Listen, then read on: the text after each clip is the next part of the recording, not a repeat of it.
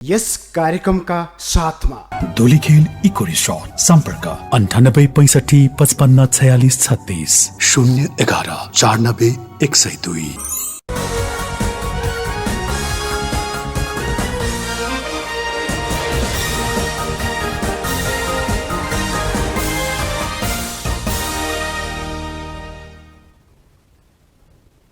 नमस्कार दर्शकवृन्द, कार्यक्रम good morning टुडेमा यहाँहरूलाई धेरै धेरै स्वागत छ। म संज्ञा अधिकारी। सदा चाहिँ आज पनि बिहानीको यो प्रत्यक्ष प्रसारणको श्रृङ्खलामा दर्शकहरूमाझ एउटा फरक विषयवस्तु र विशेष अतिथिको साथमा हामीहरू उपस्थित भइसकेका छौँ। आज गुड मर्निङ टुडेमा भने हामी विशेष गरी साङ्गीतिक क्षेत्रको विषयवस्तुमा केन्द्रित रहेर विशेष चर्चा गर्न गइरहेका छौँ, जसको लागि स्टुडियोमा हामीले अतिथिको रूपमा निम्त्याएका छौँ लोक देउडा तथा दोहोरी गायक, मोडल तथा शब्द रचनाकार लोकेन्द्रनाथ योगीज्यूलाई। आउनुहोस् कार्यक्रममा उहाँलाई स्वागत गरौँ।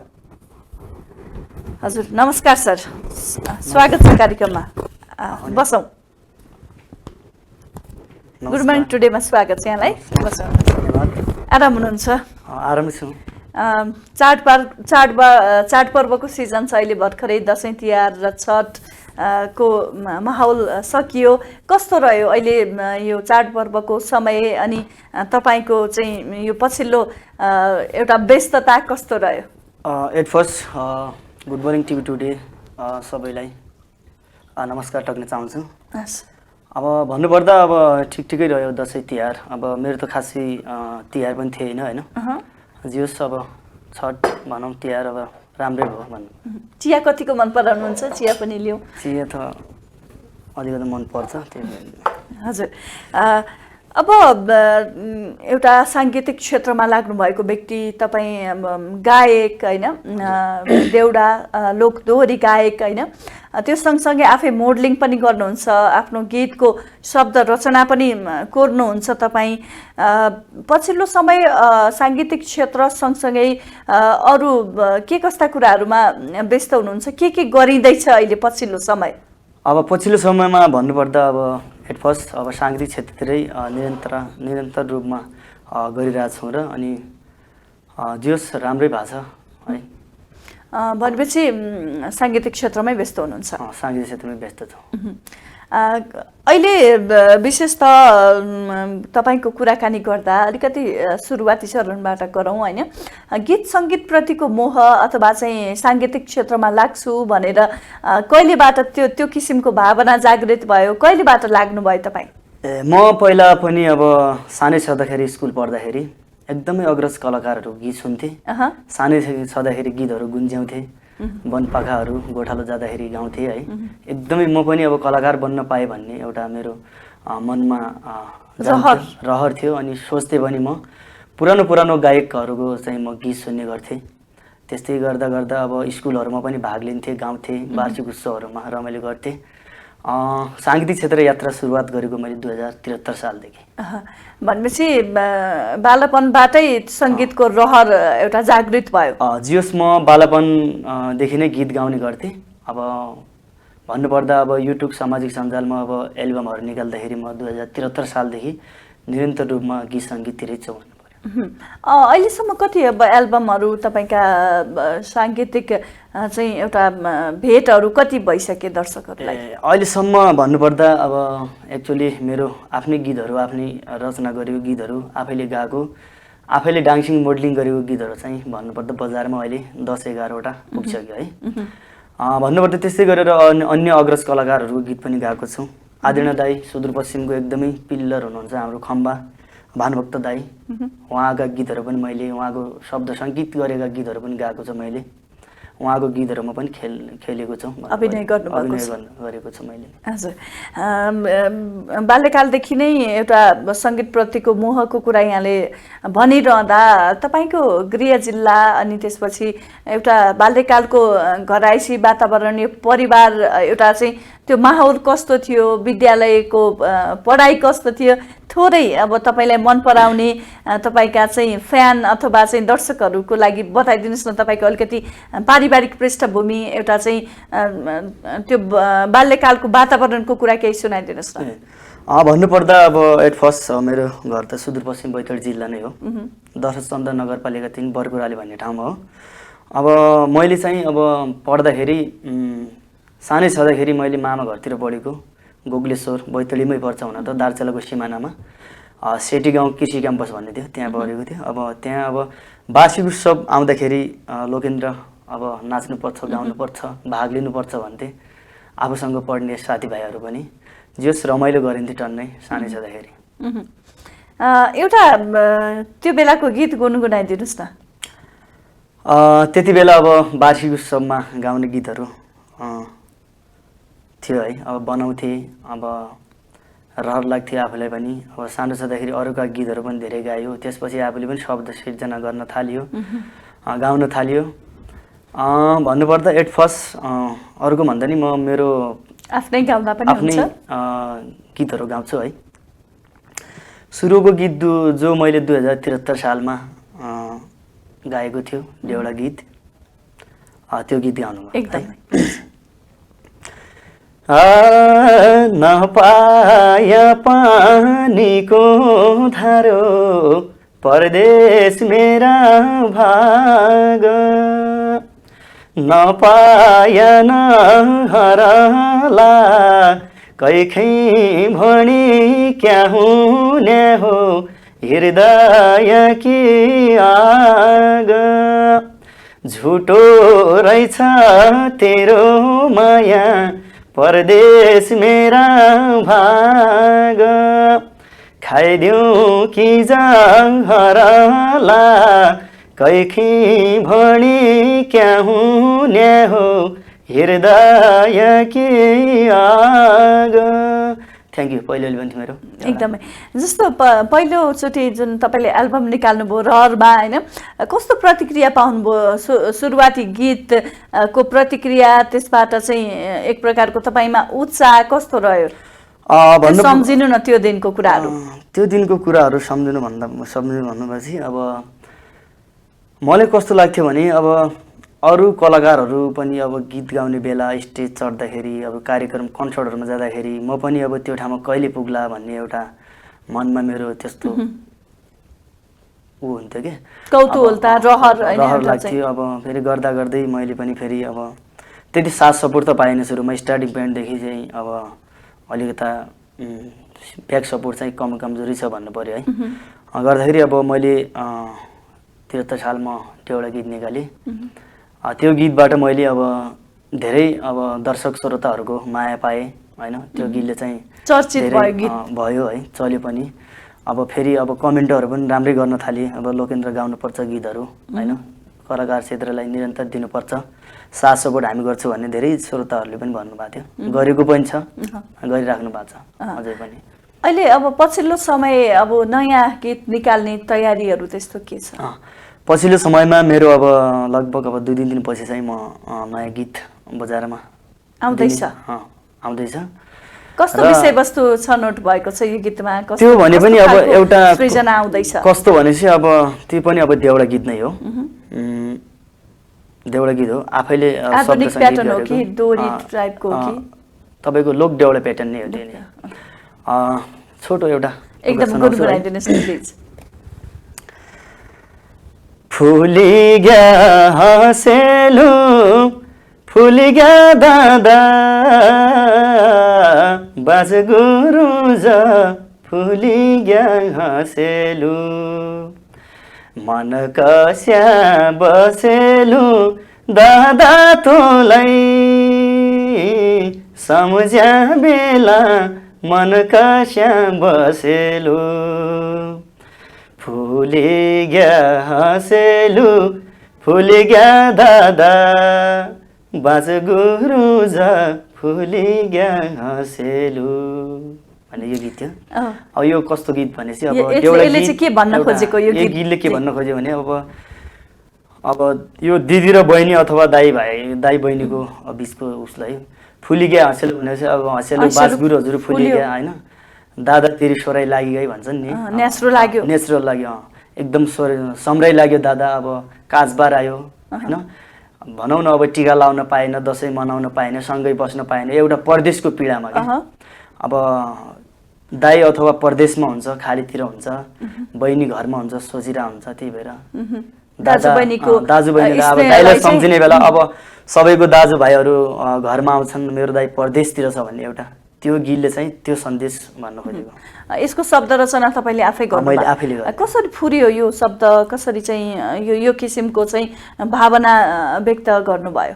यो भन्नुपर्दा अब के गर्ने, अब दुःख पनि लाग्छ होइन, सुख पनि लाग्छ। अब दुःखका गीतहरू गाइयो, सुखका गीतहरू गाइन्छ, रमाइला गीतहरू गाइन्छ। कहिलेकाहीँ अब परदेशी देश विदेशमा अब हाम्रो नेपाली दाजुभाइहरू रोजगारको सिलसिलामा गइराख्नु भएको छ, उहाँहरूको पनि अब मन बुझाउनै पर्ने हुन्छ। एउटा धेरै छ परदेशीको पीडा देखेरै त्यो शब्द कोर्नुभयो। शब्द कोरेको। अहिले जस्तो अब साङ्गीतिक क्षेत्रमा लाग्नुभएका तपाईँ जस्ता कैयौँ सर्जकहरू हुनुहुन्छ होइन, यो क्षेत्रमा लाग्नुभएका त्यस्ता व्यक्तित्वहरूलाई राज्यको तर्फबाट चाहिँ जुन किसिमको साथ सपोर्ट होइन, एउटा राज्यको गहना हो होइन, साङ्गीतिक क्षेत्रमा चाहिँ सक्रिय रहनुभएका सर्जकहरू, उनीहरूको एउटा उनीहरूलाई राज्य छ है भन्ने किसिमको अनुभूति दिलाउने खालको प्रयत्न भएको छ कि छैन, के भन्नुहुन्छ तपाईँ? अब त्यसको लागि अब के भन्न चाहन्छु, तपाईँले के पाउनु भएको छ कि छैन? मैले त खासै त्यति केही पनि पाएको छैन होइन, राज्यकोबाट केही पनि पाएको छैन। जति पनि हो मैले आफै गरिरहेको छु पर्सनल रूपमा। केही दाजुभाइहरूले अलिकता सपोर्ट गरेर पनि म गीत सङ्गीतलाई अगाडि बढाइरहेको छु। र अब राज्यले त गर्नुपर्ने हो। अब कला गला भएको मान्छेहरू धेरै छन् होइन। अब टिकटककै विषय गर्नुहोस्, अहिले अब टिकटकबाट पनि कति प्रतिभाहरू प्रस्फुटन भइरहेको थियो। पुरानो हाम्रो बन्द हुँदाखेरि त्यसले पनि मारमा पार्छ है सर्जकलाई? पार्छ नि। अब भनौँ न, अब तपाईँको अब दुर्गम जिल्लाहरू होइन छन्, टाढा जिल्लाहरूमा पनि छन्। अब कोही मान्छेहरू त कला प्रतिभा भएको मान्छे त अब राजधानी पुग्न सक्दैन नि त। अब आर्थिक स्थिति कमजोर हुन्छ नि कसैको पनि। अब तपाईँको भनौँ न दार्चुला बैतडीतिरबाट अब काठमाडौँ पुग्दाखेरि नेपालीहरूको अवस्था त त्यही हो नि, त्यस्तै हो, जसको पनि त्यस्तै हो। त्यही पनि अब एउटा टिकटकको माध्यमबाट चाहिँ अब पुरानो अब गाउँघरतिरको प्रतिभाहरू, संस्कृतिहरू, नयाँ प्रतिभाहरूलाई चाहिँ टिकटकले पनि एउटा प्लेटफर्म दिएको थियो। त्यही पनि अब नेपाल सरकारले अब बन्द गर्ने भनेर यस्तो घोषणा भइरहेछ। मेरै पनि खुद टिकटक ब्यान्ड भयो, चलिरहेको नै, मैले पनि न्यू आइडी बनाएको छु।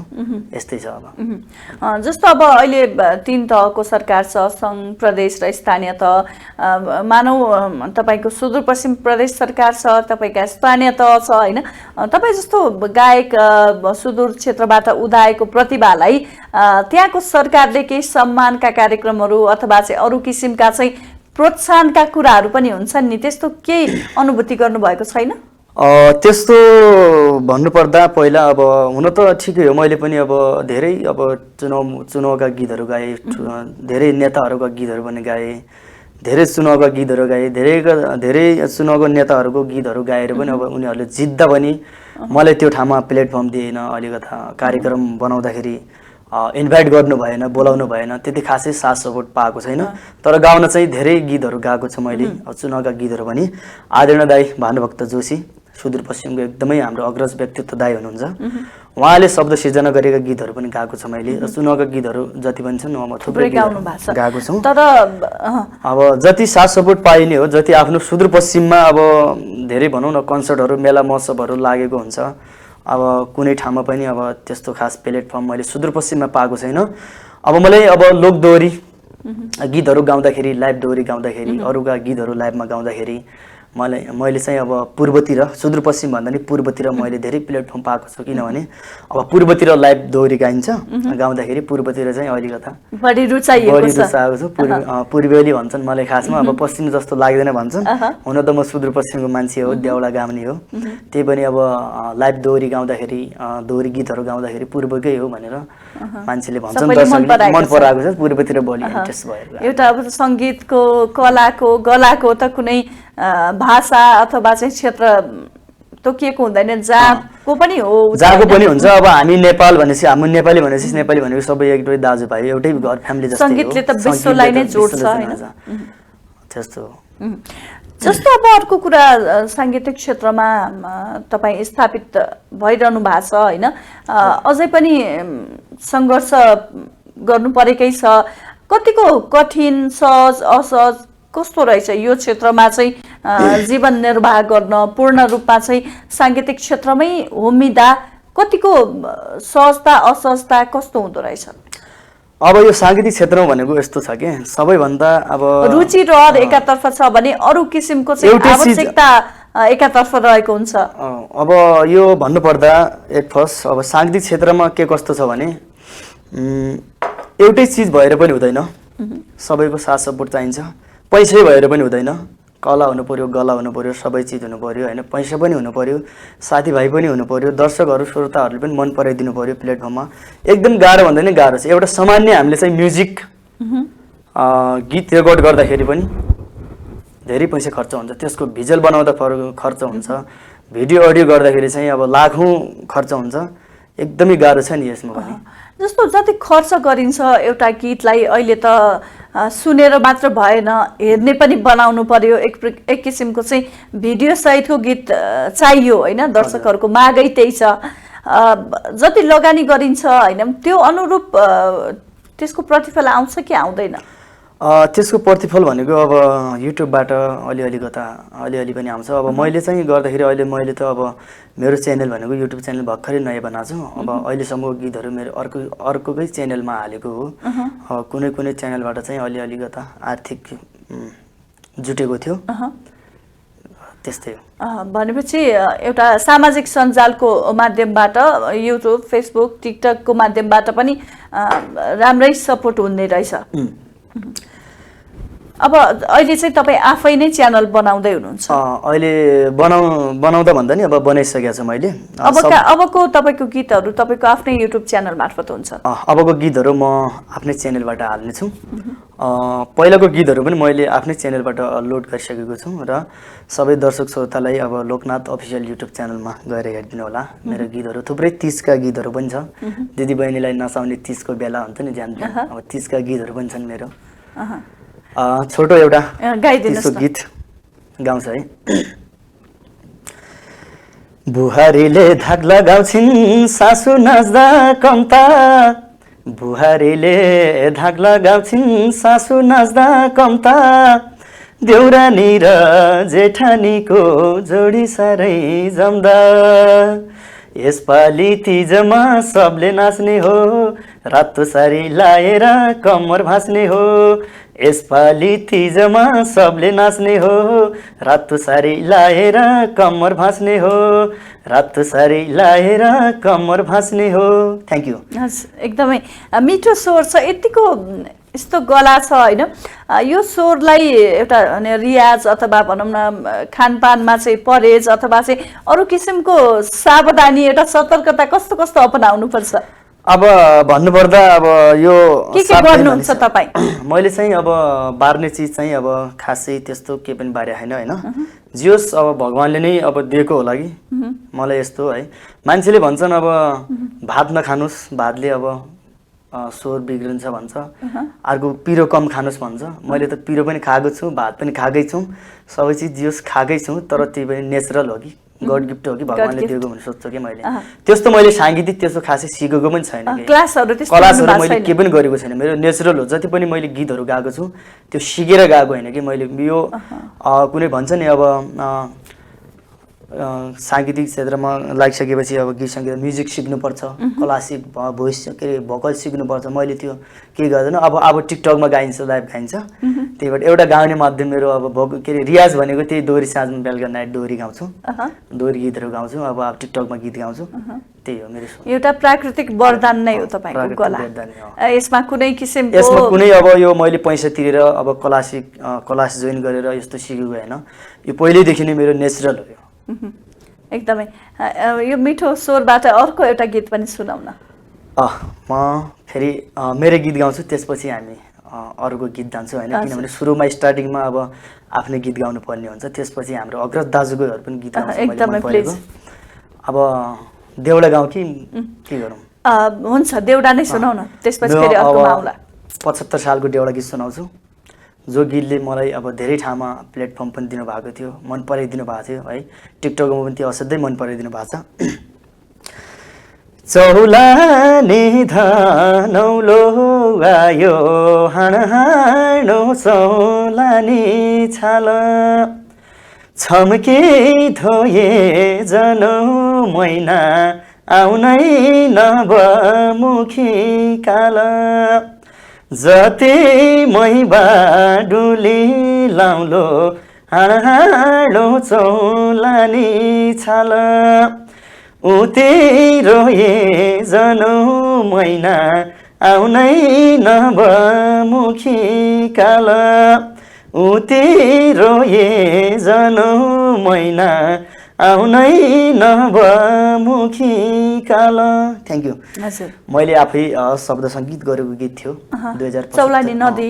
चौलानी नदी एउटा मैले सिटी गाउँ कृषि क्याम्पस पढ्दाखेरि एउटा चौलानी नदी भन्ने छ हाम्रो उतातिर, त्यो नदीको बारेमा गीत सोचेको थिएँ र त्यो गीत मैले बजारमा ल्याउने सफलता भएको थिएँ। एकदमै। अब अर्को पनि सुनौँ न एउटा गीत।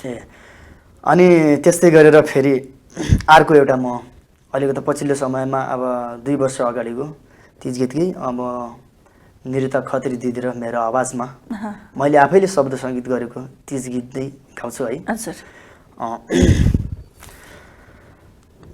यसपालिको तीजमा अब लोकले गीत गाउने, यसपालिको तीजमा अब लोकले गीत गाउने, धोको थियो मेरी आमा कस्ती बुहारी पाउने, बुहारीले सासूलाई नचायो हाँसमै तानेर, बाउ त मुसुक हाँसे होइ ढुङ्गाले मैतिर हानेर, बाउ त मुसुक हाँसे होइ ढुङ्गाले मैतिर हानेर। Thank you. यो गीत मेरो। जस्तो अब तपाईँ दोहोरी पनि गाउनुहुन्छ, देउडा पनि गाउनुहुन्छ होइन, अब विविध किसिमका गीतहरू गाउनुहुन्छ, सबै किसिमको गीतहरू गाउनुहुन्छ। त्यो विधा अनुसार केही सहज असहज गाह्रो सजिलो हुन्छ? गाह्रो सजिलो भन्दा पनि अब यस्तो हुन्छ, अब सबै मान्छे देउलै सुन्ने भन्ने त छैन नि त। अब सबैको अब मान्छे कोहीहरू अहिले काहीँ के भन्छन् अब चोइस हुन्छ, तर एउटा गायकको हिसाबले सोद्धा चाहिँ जस्तो दोहोरी गाउन कतिको कठिन हुन्छ अथवा चाहिँ देउडा गाउन कतिको कठिन हुन्छ, त्यस्तो जुन विधा छ नि विधा अनुसारको फरकपन त्यस्तो के हुन्छ? अब कठिन त भन्दाखेरि अब देउडा गाउने जुनसुकै अब देउडा गाउने कलाकारहरू हुन्छ नि, देउडा गाइनेलाई अलिकति लोक दोहोरी अलिकति प्याटर्न छुट्टै हुन्छ नि त। अब त्यसको स्केलहरू नटहरू कणहरू यो जति पनि हुन्छ गाउने स्टाइल तरिकाहरू भिन्नै फरक नै हुन्छ।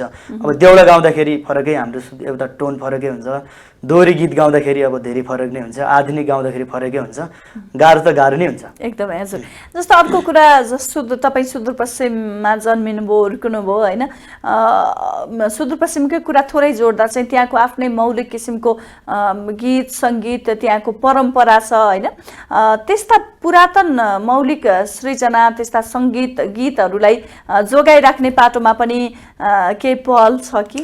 जोगाउनु भन्दा नि अब हजुरले भनिहाल्नुभयो। अब के भन्न चाहन्छु भने अब आफ्नो भाषा संस्कृतिलाई चाहिँ हामीले जगेर्ना गर्नुपर्ने हुन्छ। अब पहिलाको जस्तो अब अहिले छैन, त्यही पनि अब हाम्रो संस्कृति र पहिलाको पुरानो अब फागहरू देउडाहरू सगना धुमारीहरू त्यो बिस्तारै लोप हुँदै जाँदैछ। आफूलाई पनि गर्व लाग्छ अनि रहर त लाग्छ। मैले पनि जस्ता कलाकारले त्यस्ता किसिमको गीतहरूलाई पुनः गाइदिनु पर्यो नि त, जीवन्त राख्नु पर्यो।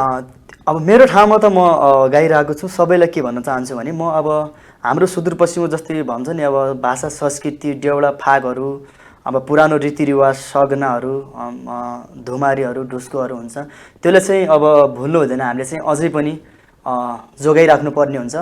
सुदूरपश्चिममा अब पछिल्लो समयमा जेनेरेसन भनेपछि अब देउडा गीत गाउँदाखेरि पनि थुप्रै कलाकारहरू छन्, नाम त म कसैको पनि लिँदैन होइन, अलिकति गाउँदाखेरि चाहिँ अब छुट्टै खालको अब बनाइराख्नु भएको छ, देउडालाई बिगाडिराख्नु भएको छ। त्यस्तो चाहिँ नगरिदिनु होला प्लिज भन्न चाहन्छु, किनभने हाम्रो सुदूरपश्चिमको रीतिरिवाजलाई चाहिँ बचाउनु पर्छ। हामी भनौँ न अब लोकगीतलाई पनि हामीले बचाउनै पर्ने हुन्छ, सुदूर देउडा पनि बचाउनै पर्ने हुन्छ। संस्कृति पुरानो अब संस्कृति हो, आफूलाई पनि रहर लाग्छ। हाम्रो गाउँघरतिर आफ्नो हजुरआमाहरू मम्मीहरूले अब सगनाहरू गाउँदाखेरि आफूलाई पनि गाउने मन लाग्छ, रहर लाग्छ। मैले गाउँमा छँदाखेरि अब गाउँघरतिर म गाउँथेँ, अझै पनि गाउँछु म, सग्राहरू गाउँछु म, फागहरू गाउँछु, सबै गाउँछु म। हजुर त्यस्तो दोहोरीको कुरा पनि गऱ्यौँ होइन, तर थोरै एउटा दोहोरी पनि केही गाउने कि 2 लाइन दोहोरी गाउँछु म। अन्तिममा आफ्नै गीत गाउँछु एउटा है। एकदम बैगुनीलाई गुन्लाए गुन्लाए मेरै घाउमा खुर्सानी नुनलाए मेरै संसार कालो मेरै भो मसान घाटको पालो गुन्लाए गुन्लाए मेरै घाउमा खुर्सानी नुनलाए मेरै संसार कालो मेरै भो मसान घाटको पालो। मेरो आफ्नै गीत थियो। एकदमै हजुर। हामी गुड मर्निङ टुडेको अन्तिममा पुगेका छौँ। अन्तिममा समस्त दर्शकहरूलाई लोकेन्द्रनाथ योगीको तर्फबाट अरू थप केही भन्न चाहनुहुन्छ कि? सर्वप्रथम सबैजनाले माया गरिदिनु भएको छ। आजसम्म पनि मेरो गीतहरूलाई पनि तपाईँहरूले हेरिदिनु भएको छ र सुनिदिनु भएको छ, माया गर्नु भएको छ। अझै पनि अब माया गरिदिनु होला। तपाईँहरू भनेको हाम्रो लागि भगवान हो। दर्शक श्रोताहरू भनेको हाम्रो लागि देवता हो। अब भगवान रूपमा लिन्छु मैले। अब माया गरिदिनु होला। फेरि पनि अब नयाँ नयाँ गीतहरू पनि ल्याउने छौँ। अब सुनिदिनु होला। मेरो युट्युब च्यानल पनि अब नयाँ च्यानल खोलेको, सब्सक्राइब गरिदिनु होला। त्यो लोकनाथ अफिसियल च्यानलबाट अबको दिनहरूमा म नयाँ नयाँ गीतहरू भिडियोहरू ल्याउने नै छु र धेरै माया गरिदिनु होला भन्न चाहन्छु। हस्, यहाँको महत्त्वपूर्ण समयको लागि पनि म धेरै धेरै धन्यवाद दिन चाहन्छु। Thank you. दर्शकवृन्द, आज गुड मर्निङ टुडेमा हामीले लोक देउडा तथा दोहोरी गायक, मोडल एवं शब्द रचनाकार लोकेन्द्रनाथ योगीज्यूसँग उहाँको साङ्गीतिक यात्राको विषयमा विशेष कुराकानी गऱ्यौँ। उहाँसँग गरिएको यो कुराकानीसँगै आज गुड मर्निङ टुडेबाट दर्शकहरूमाझ हामी बिदा हुन चाहन्छौँ। हवस् त, नमस्कार।